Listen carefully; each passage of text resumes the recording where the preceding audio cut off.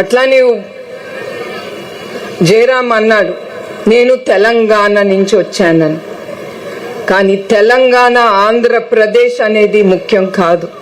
మనందరం ఒకప్పుడు ఉమ్మడి ఆంధ్రప్రదేశ్, తెలుగు జాతి అందరం ఒకటే. ఈ రాజకీయ నాయకులు మధ్యనొచ్చి మనందరినీ విడదీసి మనందరినీ దూరం చేశారు ఒకళ్ళొక్కడి నుంచి. మనం తెలంగాణ ఆంధ్రప్రదేశ్ అని. ఇప్పుడు కూడా నా మనసు అది ఒప్పుకోదు, తెలంగాణ ఆంధ్రప్రదేశ్ అని. మనం అందరం తెలుగాళ్ళం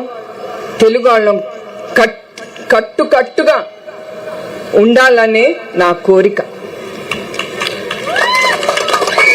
మీరు కష్టపడే పని చేస్తే ప్రభుత్వం కూడా కష్టపడి పని చేయాలి. మనకి ప్రజల ప్రభుత్వం అవసరం. అంతేగాని ఏదో ఇచ్చేసాం